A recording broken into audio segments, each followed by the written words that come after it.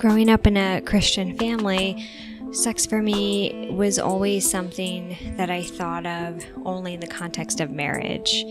And so I didn't have a realistic sense of how to navigate sex in romantic relationships.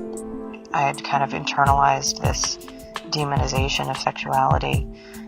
So deconversion was really healthy for me because it allowed me to come up with my own ideas around the moral and ethical conflicts around sexuality. And it's complicated, but it's also very beautiful and natural, and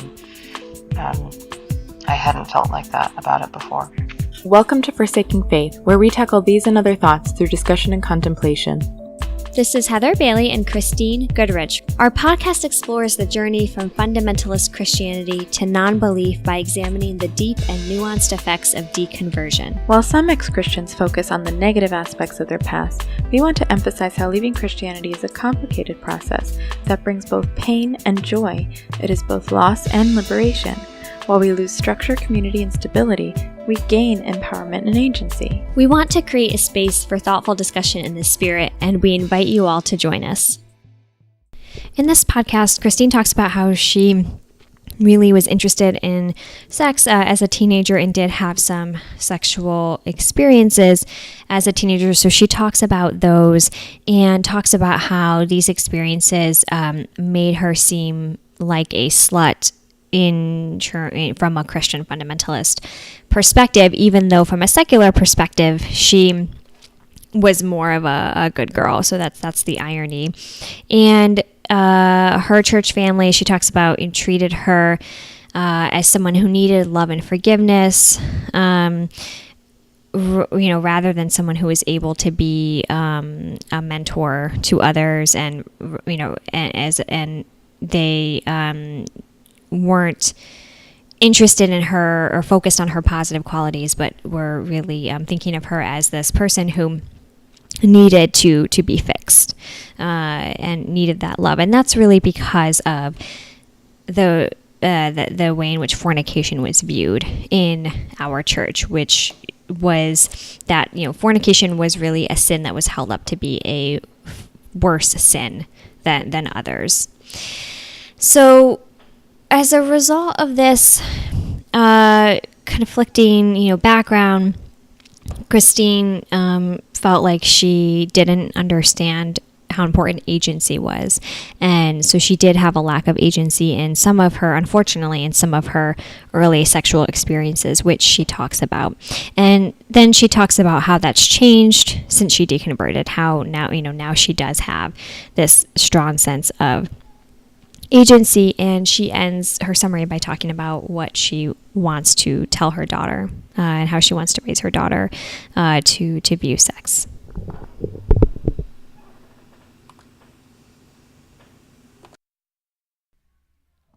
Heather's story is interesting to me because I didn't have the view of sex that she did when she was younger. We were very different. I saw sex as just another sin, and even though she saw it as a sin, there was sort of this extreme sex is only for marriage and it's going to be amazing when you're married sense. And that extreme view of sex led her to stay pure throughout her entire childhood, and even into some of her adulthood and feeling. And I think Heather really is upset about the fact that she wasn't given a conversation about consent early on, and she expresses that multiple times, and that the importance of learning about how to give consent and how to recognize when you're not being given consent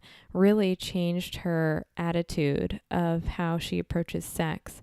And she's now feeling a stronger sense of agency over her choices,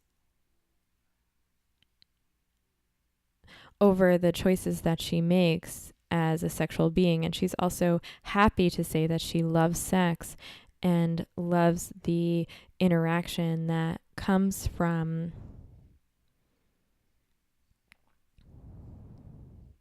being with a partner that she respects and who respects her.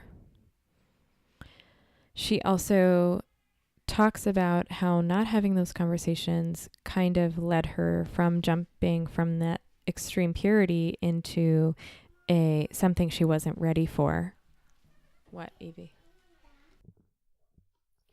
So my sexual history and sexual experiences have changed radically. I would say that my views on sex and my experiences are one of the things that have been the most affected by my deconversion process.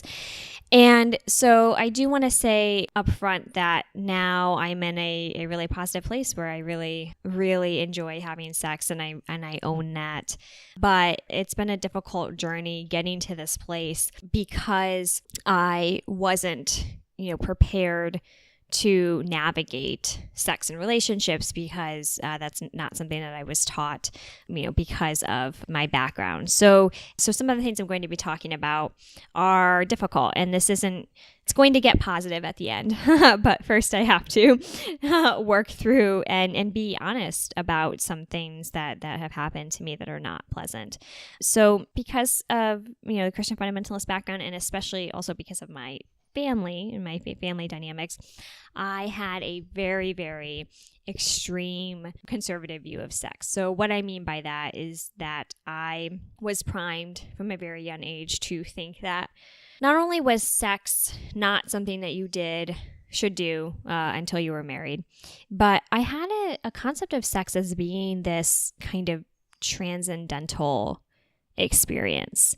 So the way that it was presented to me, especially by my mom, but also people in our church, was that, it was this model of no sexual activity, don't even think about sex, and then get married and have this beautiful, perfect wedding night that is going to be, angels are going to be singing in the background, and it's just going to be so amazing. It's going to be on this level. And this is why I use the word transcendental. It really was presented that way to me, that it was going to be this moment that was like on this whole other level that wasn't even in. It can be. but true. Right. But that's not, But not based on those parameters. Exactly. It's not the context that makes it that way. Right. So that was the perception that I had. And a lot of this came from my parents. My parents were both virgins when they got married, and they were very proud of that and very open about that with us. Also, my parents got married very quickly after they met. It was less than a year after they had met, and they, my mom admitted to me that part of that was because they just really wanted to have sex. Mm-hmm. So because of this, I had this view that this is what sex was going to be like. And another factor that played into this that I will say a little bit about here, and then I think Chrissy and I are going to talk more about media and Christian media that we consumed in another podcast. So I'll just mention this briefly, and I'll go into more detail in the future. But I also read a lot of Christian romance novels, which really reinforced all of these things that we're talking about. Christian romance novels are essentially paperback romances that are very much about sex without actually without any sex present, or only sex in the context of marriage present. But they are a kind of erotica, and especially an emotional erotica. And anyway, so, these novels, again, they reinforce this idea of transcendental sex that happens between two Christians, in marriage.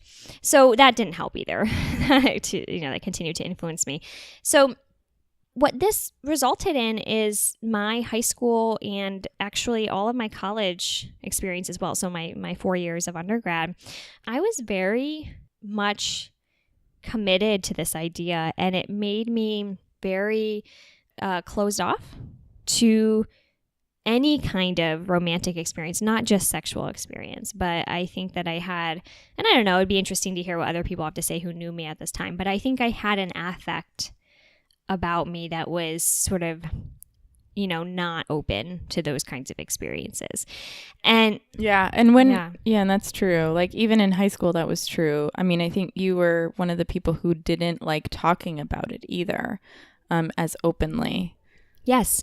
Yeah, which is funny because, of course, I thought about it all of the time, but that's usually how this goes. But right, I certainly had a social presence, right? That was, again, the very innocent, virginal. I don't want to talk about sex. I remember I often pretended that I knew less than I actually did because I wanted people to think that I was that kind of person. And I was teased a lot, and not in a malicious way. I think it was coming from a loving, caring place. I wasn't bullied by any means, but I was teased a lot by friends at our Christian school, who, thought that I was just so over the top in terms of my, innocence and naivete. Anyway, so that happened, and so that was my mindset. And this is one of the reasons why I was not very close with Chrissy during this time, because I had quite a judgmental attitude about people who weren't following this model. And I was quite a sinner. Yeah, more to come when Chrissy shares her experience in a minute. Right. From my perspective, yeah, Chrissy was a quote unquote bad girl. I mean, I really thought that about her, and it's unfortunate. Of course, it's great now that we're friends, but it was unfortunate that was one of the reasons why we weren't closer at this time.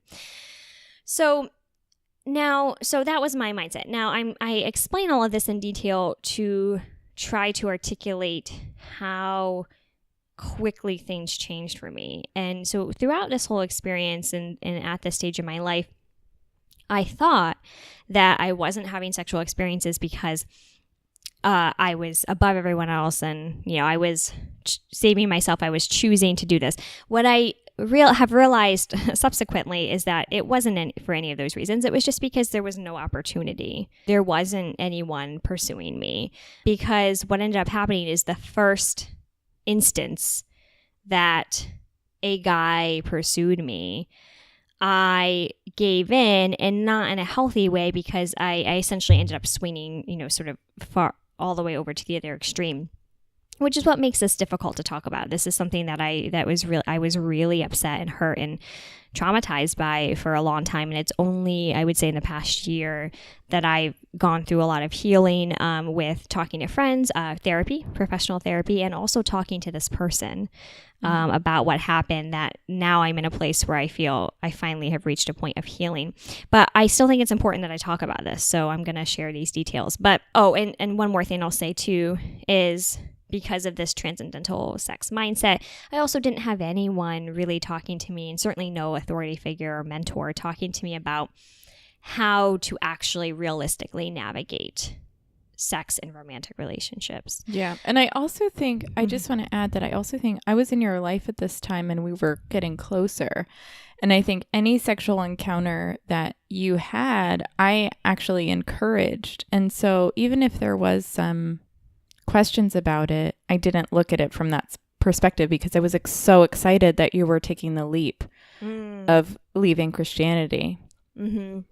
Yeah, right. And I was excited about that too. I think it was complicated because, of course, it is positive, I think now, to have to engage in safe sexual experimentation and to feel empowered in that way and to feel desired. The problem was that I had a hard time untangling that positive strain from the other strain, which is the fact that I was taken advantage of. This person did not ask for my consent about what was happening.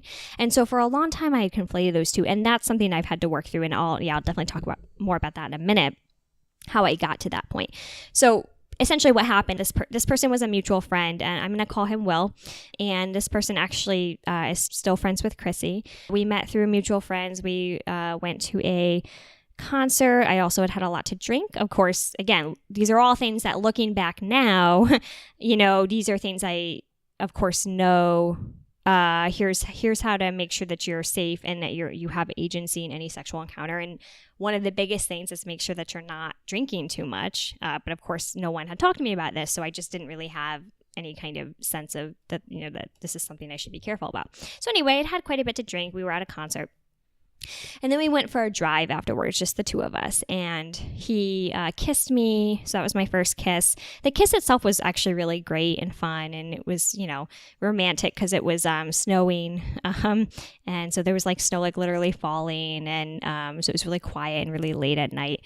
However, then what ended up happening is things escalated pretty quickly. And we ended up, making out pretty aggressively. And certainly he, touched me in all these different ways. It just felt very fast to me. I mean, again, based on what I had just described to all of you, it was an extreme difference for me based on my whole mentality leading up to this. So it was just a little bit too fast. And then, but of course, it was also fun. And again, this is what's confusing and what makes situations involving consent in these kinds of situations really difficult, because my body was responding, because having sexual experiences is fun. So your body naturally wants those, but the context surrounding it was really problematic. And I just did not understand at that time how to distinguish between the two. Mm-hmm. And so I kept seeing this person because there was a level to it that was fun. It's just that it wasn't in the context of any kind of romance or respect or dating. He did like take me out to dinner, but it felt very much like a booty call. So he lived about an hour away from where I lived, and I would, drive over to his place at night and hook up, and then he would leave to go to work, and I would leave. And, there was no language of, I want to date you, or I really like you, or anything like that. And in terms of the actual sexual activities, we didn't have intercourse, but we did essentially everything else. And he unfortunately did not ask me what I was comfortable with and what I wasn't comfortable with. And he would often just sort of do things. And yeah, I wasn't explicitly saying no, but this is why it's so important to talk to your children about consent early on. It's really important because, you can be having sex with someone and not really wanting it, but not necessarily saying no. If you're socialized, again, I wasn't, because I didn't know that I could say no. Right. That's what I'm trying to say. Right. No one, not my parents, not any of the teachers at my school, not any of my mentors, no one had ever, and I get upset talking about this because it makes me sad. No one had ever talked to me about this. Right. This idea that you have ownership over your own body. And if someone is doing something to your body that you don't like, or that makes you anxious, or just you're not sure about, that it's okay to say, I'm not ready. Yeah. And I didn't get that conversation because the only conversation I got was, oh, well, you're not going to be having sex until you're married. Right. And consent in marriage in Christianity is implied too. Right. Which is also important. Yes. Which is also a problem. Also a problem. Yeah. Because obviously rape can still happen in marriage. But yeah, exactly. Yeah, Chrissy, you're right. So I let these things happen. I just went along with them. And then I played it off like it was positive. And even though I was kind of trying to convince myself that it was positive, even though inside I was really, really anxious. And I was so anxious that I remember not sleeping at all because my anxiety was so high. But I didn't have the language to articulate why I was anxious, and I didn't have the courage, I think, to like confront it and be like, oh, well, what's really causing this? So yeah, and I'm still sad about that. This is something I'll probably be sad about for the rest of my life, just the fact that my first sexual experiences, other than actual intercourse, which was more positive, but everything before that was in this context. Right. And so, go ahead. I was just going to say that, or I was just going to ask you, because I did talk a little bit about my reactions as a secular person at the time, but did you have did your Christian friends know what was happening? Yeah. So some of them did. And I think that made things more complicated because they were concerned. And I think the irony is that looking back now, I think, there was cause for concern, but they didn't frame it in terms of talking about me getting taken advantage of. They just framed their concern in terms of, oh, this is something that's a sin because you're not married. And so it just further alienated me from them because, of course, at that point, I was like, well, it just made me feel more ashamed. And, and that wasn't good. So I think they meant well. I firmly believe that the Christian friends at the time, our pastor's daughter, who we're going to call Annie, was one of them. And, she I think that she meant well. And it was coming from a place of caring, but unfortunately, because it was framed in those terms, it wasn't helpful. And it wasn't what I needed to hear, in that moment. What I needed to hear was someone say, you don't have to let Will do these things to you, and you need to stand up for yourself. And I didn't get anyone saying that to me, unfortunately. So, so it was really tough, and it definitely has affected me in my sex life and my relationship since then. Although I think I find, like I said, there is a positive ending to this, which is I think I have finally had full healing, and I'm feeling much better about my, just relationships and sex and things now. But for a long time, it really carried over for me. But I did also have positive dating relationships. And so that also helped, because I started to get a sense of, what other kinds of experiences are there? And I started dating some other people. I went to England to do my master's degree, and I had some other, sexual experiences, and was more, experimental. And then I got into my first serious, committed, monogamous relationship with someone that I dated very seriously for 2 years. We were at one point, talking about getting married.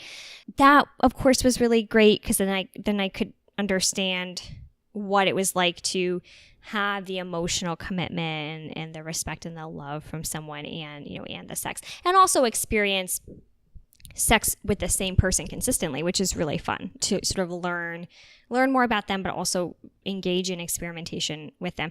Funny story. And I'm going to use this person's real first name because he and I are still amicable. His name is Justin, the boyfriend I had for 2 years.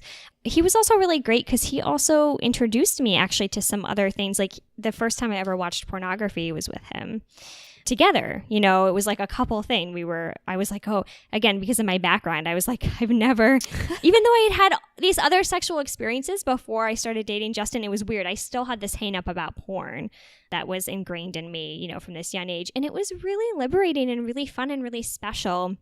And I still smile when I think about the fact that I got to share that with him. And it was, again, in this like loving context where we were using it. We were like laughing at it and at how ridiculous it was, but then also obviously like using it as part of our sex life. He was really great because he had such a sort of just a sex positive is the term obviously that I would use now. Of course, when I was younger, that term also was not in our discourse in our Christian school. Yeah, it did not exist, but that's what it was, right? So yeah, he was very sex positive and just very encouraging. But again, everything felt consensual with him. That really helped me realize, okay, this is what sex can be like, and this is definitely something that I want for the future. And then the other thing that has taken me a while to work through is the fact that, casual sex can be fun and can be positive. It's just that it has to be in a context of agency, where I feel like I have agency. And that was the problem with the first person, with this guy, Will. So where I'm at now is that I now know this about myself, that what I want for the future is a monogamous, committed, loving relationship. And I do that well, and I enjoy that. And when I date now, I'm very upfront about that with people. I'm like, I'm not going to do a friends with benefits or some sort of in between, we don't know what's going on. If I'm dating someone and if I'm having sex with someone, then the expectation is that we are thinking about the future, and at least thinking about the possibility of, a future, even if we don't know the answer to that right away. And then I also know that casual sexual encounters in very specific contexts, that those can be really fun and I can enjoy those. And that I'm not interested in anything in between those experiences. And so that's where I'm at right now. And the other positive thing is that I have recently had a conversation with this guy, Will, that I talked about. And that brought me a lot of healing. And so basically because Chrissy's friends with him, Chrissy said something to him. He reacted in a very mature and, contrite way. I mean, he called me up and he apologized profusely for taking advantage of me. And he didn't make excuses. And he was really upset knowing that he had hurt me in that way. And it meant so much to me to just have him acknowledge and validate, my experience and validate my pain. And then we ended up having a really good conversation about consent and agency. And he also wasn't raised to think about that. And he wasn't making excuses for his behavior, but he has a kid now. So, he was talking a lot about how he wants to talk to his kid about this early on. And I said the same thing. So that brought me a lot of healing, which was really great.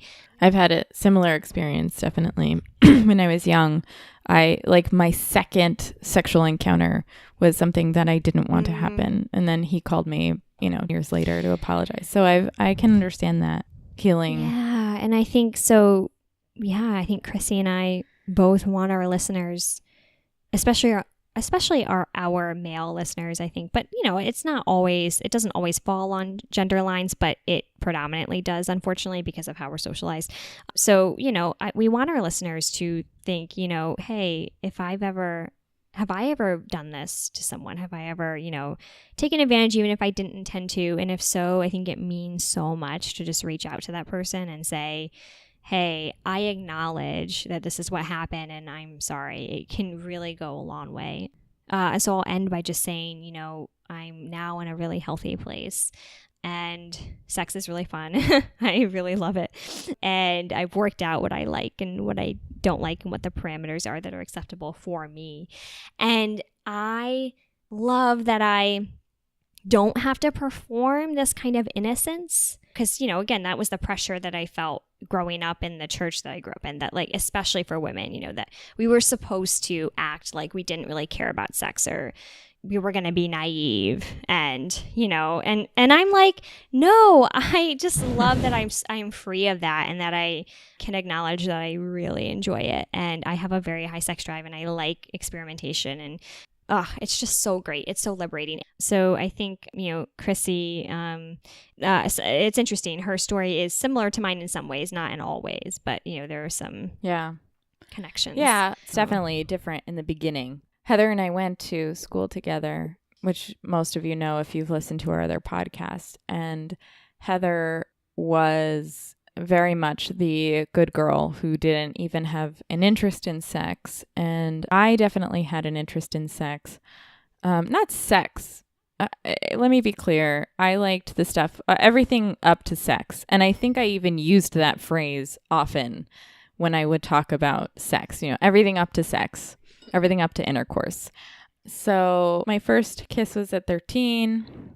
It was awesome. The person, Mo, we'll call him, was very respectful and was respectful throughout our sexual relationship and was always extremely aware of what I wanted and whether or not what he was doing was okay. After I kissed Mo for the first time, my second sexual experience was not with him. So the next time I was, that I took the next sexual step, it was really uncomfortable, actually, because we were at a New Year's Eve party, a Christian New Year's Eve party, something that everybody in our school went to every year.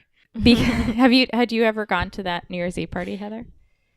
Oh, yeah. I used to go. Yeah. I felt very cool. We always went upstairs. Right. It was so cool. All the adults were downstairs. Right. And so it's strange to me that was actually allowed to happen. So this person didn't kiss me, went further with me than I had ever gone with anyone, and then I'd ever thought about going with someone than I was comfortable with. So he was feeling me up. It gives me the creeps right now thinking about it, because I really didn't have a say. And this is the person who later called me and said that he was sorry because he realized that I was really young at the time and recognized that might have been a new thing for me, and also recognized that there was no conversation and no respect. And so it was really strange too because I was surrounded by Christians. But anyway, I had some issues with that for a little while, and it became how I viewed what you were supposed to do. I thought it was just supposed to be, okay, wherever you are, if that's the situation you're in, you just have to roll with it.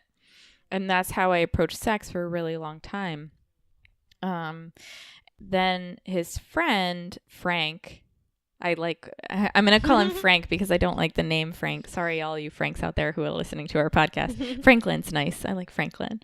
I'll call him Franklin. So Franklin was Ryan's friend, and later, like a few weeks later, we were talking and he was trying to get me to let him touch my boobs. And I remember him saying something like, well, you let Ryan do it. And I was just, it was just such a gross feeling. But this was someone who was respected in the church. This was someone who had insightful things to say at Bible studies, and who he was always recognized by the teachers and the pastors as being someone who was committed to their faith, committed to their belief.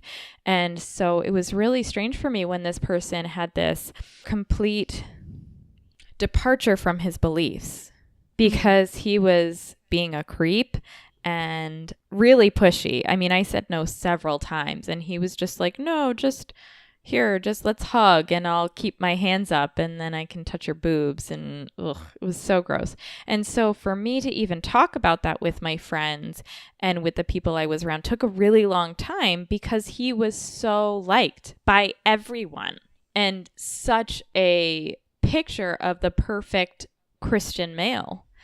And I mean, this happened more than once with more than one guy, where it was like guys that were respected in the faith turned around and were kind of sleazy or wouldn't give me the respect that I deserved as a woman in terms of sex.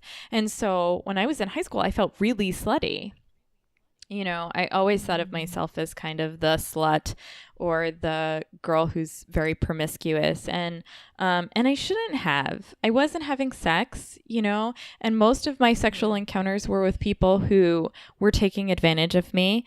Yeah, I was just going to add from, you know, my perspective during this time, I definitely thought that of you, which obviously upsets me now. Yeah. But yeah, I mean, you definitely had a reputation, and it's so interesting now that you and I have talked and gotten to be closer friends, and I've heard what actually happened. It is really interesting that there was such a skewed perception of you that, for example, oh yeah, we haven't gotten to that part Go yet. ahead.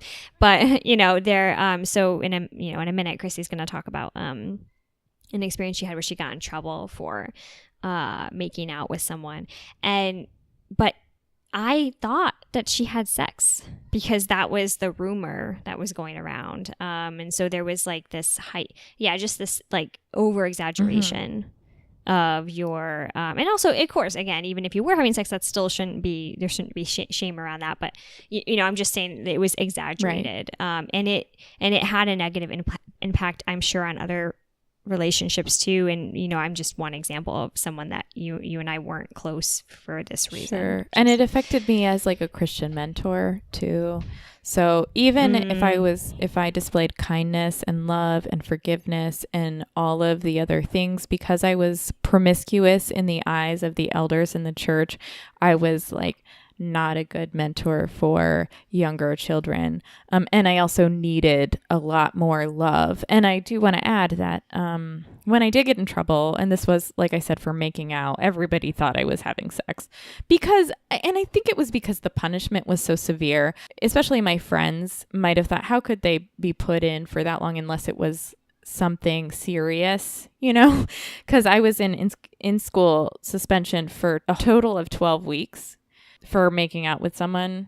And this is someone I cared about too. It wasn't even like I can't imagine if they got wind of what the people that were taking advantage of me did. Like, I would be expelled. And it's just insane that there's sort of no conversation that really tries to understand what went on.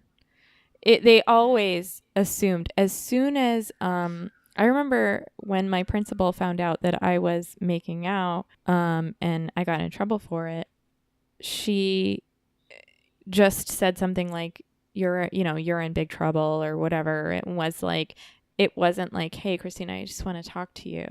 And I just remember like bawling and her saying that like I was going to have in-school suspension. There was no like hearing of my story or anything. It was just immediately I was in trouble.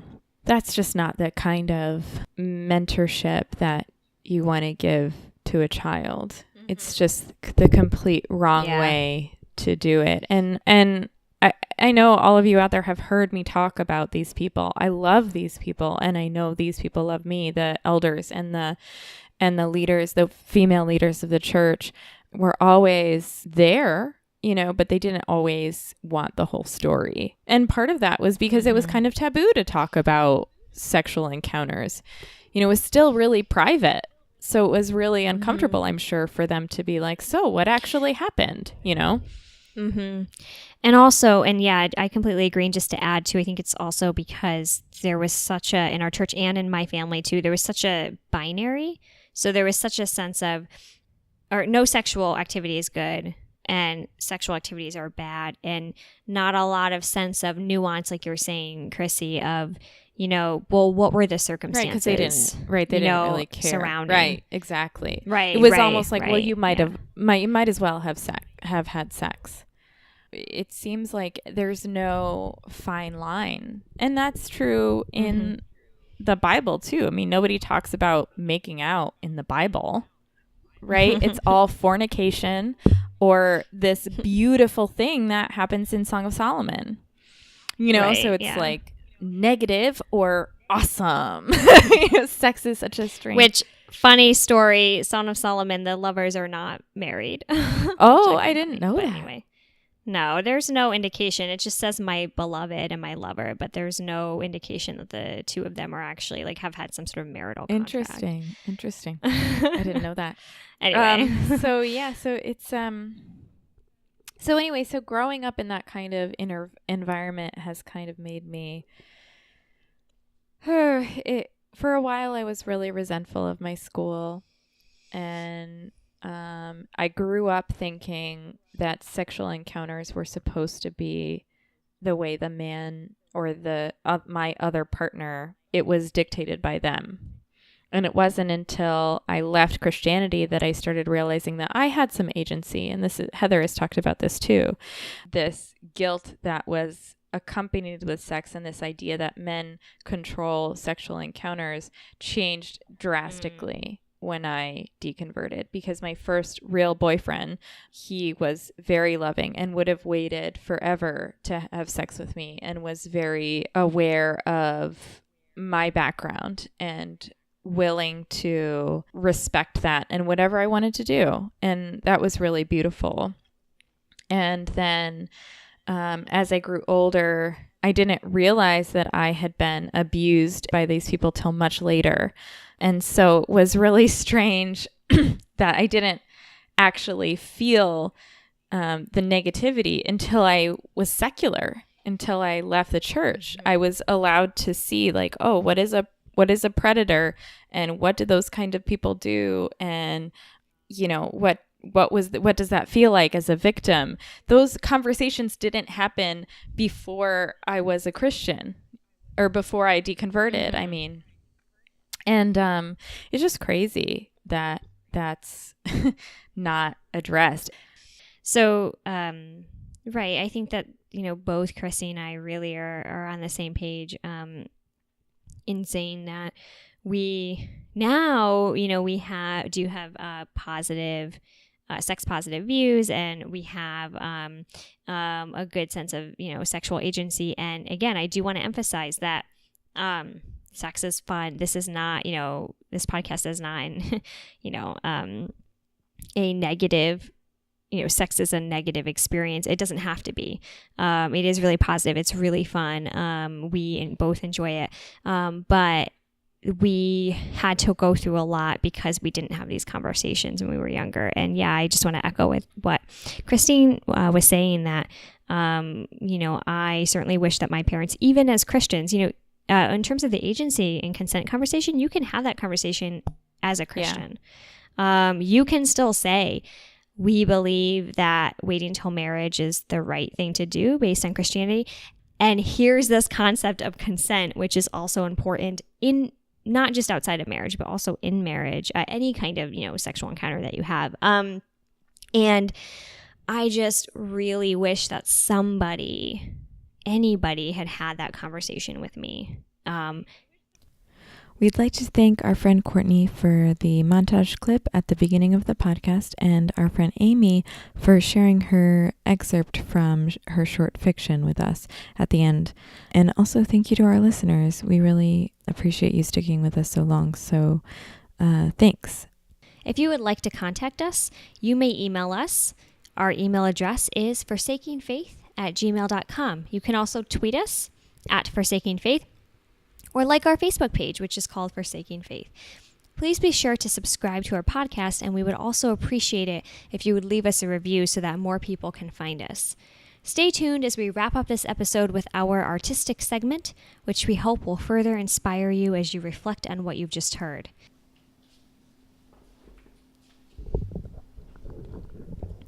Today, for our artistic expression piece, I'm going to be reading an excerpt from a piece of short fiction by a good friend of mine whose name is Amy, and she is a very talented fiction writer and also a published fiction writer. And so in this story, the past body shame and homophobia instilled in the narrator by her Christian mother haunts her as she struggles to come to terms with her own sexuality and queer identity. The narrator tells us, open quote, "When I was 4, Mom yanked me out of the tub because she walked in on me floating face up, running my fingernails down my body neck to toe, cooing at the chills. She left anti-masturbation, you'll ruin your sex life pamphlets on my pillow throughout adolescence and sent me to youth group services with a minister who theorized the many side effects of female masturbation, included in their number spontaneous and voluntary lesbianism." End quote. Later in the story, the narrator has met a married woman, Kara, that she is attracted to, and goes over to her house in the hopes of hooking up with her. Much to the increasing dismay of the narrator, it is Kara's husband who initiates the sexual interaction. Open quote. "Is this all right?" I ask in a voice too shrill, too strained, too much like poor old Shelley Duvall's. It's just the sort of thing you do 100 times with a child. "Yeah, it's fine," Kara says, then flirtatiously, "I just want to watch you guys." And my stomach falls because I can tell only from her face and her voice and the few times we've hung out that this is a false line, a porn line, a line intended for Ted's ears only. I turn in to kiss him, reach back, try to run my hand up her thigh. She gets hiccups and darts into the kitchen.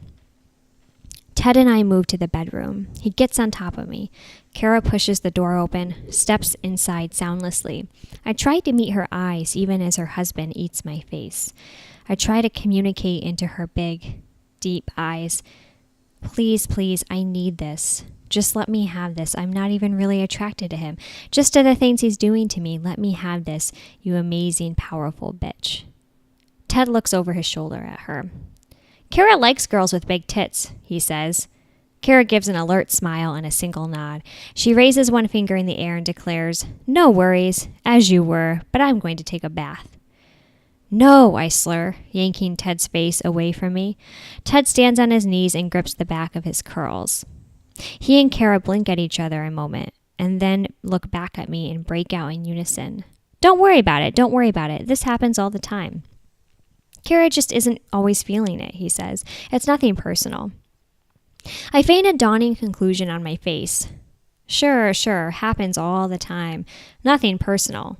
I smile meekly, like, okay, whoops, and slowly lower myself back down and watch Kara close the door behind her. I wait until the faucet shuts off because I don't want her to leave her bath. 10 minutes from now, I want him to be cawing outside her door with her slumped down, warm in her brand new, perfect temperature soaked and refusing to come out until she is done. Oh my God, I think I'm going to throw up. Sorry, I say, and he's off me. And I pick up my jacket and purse on the way out the front door.